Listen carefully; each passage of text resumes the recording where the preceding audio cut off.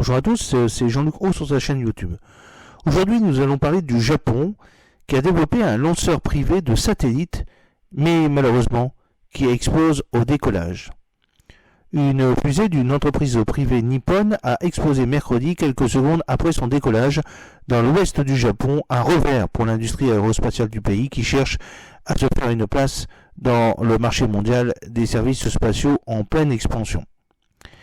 Cette mission inaugurale de la start-up Space One avait pour but de placer un satellite du gouvernement nippon en orbite, ce qui aurait été une première pour une entreprise japonaise privée. Baptisée Keros et haute de 18 mètres, la fusée à combustible solide a quitté le sol mercredi à 11h01 heure japonaise, 2h01 GMT, depuis le site de lancement de Space One, tout au bout de la péninsule de Kii, dans le département du Wakayama, à l'ouest, une chaîne montagneuse et boisée.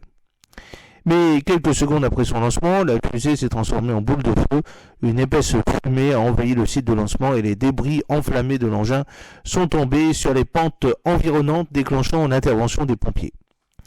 Dans un communiqué, Space One a indiqué avoir dû prendre une mesure pour annuler le vol peu après le décollage et enquêter sur les raisons de l'échec.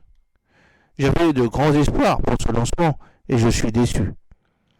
Je veux savoir ce qui s'est passé, a témoigné un des nombreux spectateurs venus y assister depuis un site à proximité interrogé par la chaîne de télévision publique NHK. Ce revers porte un coup à l'ambition du Japon de jouer rapidement un plus grand rôle dans le marché mondial des services de lancement spatiaux. C'est un vol inaugural maintes fois reporté. Space One avait reporté sa mission inaugurale à 5 reprises, ayant notamment connu des difficultés d'approvisionnement en pièces à cause de la pandémie du Covid-19, puis à cause de l'invasion russe en Ukraine. Cette start-up a été fondée en 2018 par un consortium d'entreprises japonaises, dont Canon Electronics, IHI Aerospace et le groupe de construction Shimizu, ou encore le Development Bank of Japan, une institution financière de l'État.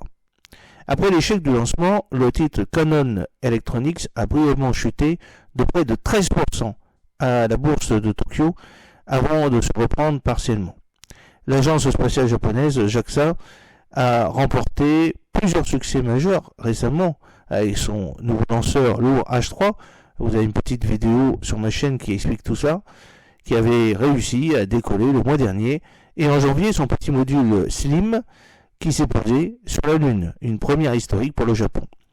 Mais le H3 est censé permettre au Japon de rivaliser notamment avec la Falcon 9 de la firme américaine SpaceX, avait subi 2 premiers échecs embarrassants en 2023.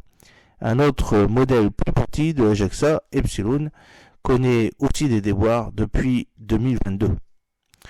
Une autre start-up japonaise, iSpace, qui tentait de devenir la première entreprise privée à réussir à se poser sur la Lune, avait connu un revers l'an dernier lorsque son hallucinisseur s'est écrasé à la surface de l'astre. Le maire de Kishimoto, petite ville de 15 000 habitants près du site de lancement de Space One, a exprimé mercredi sa surprise et sa déception devant la presse.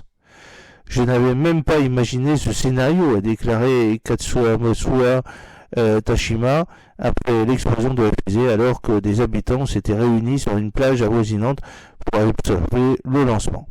Mais nous voulons continuer à offrir notre aide pour que la première fusée de Space One réussisse son lancement, a-t-il ajouté, bien entendu.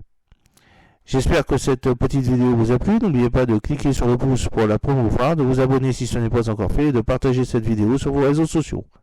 A très bientôt, fidèlement, Jean-Luc Haut.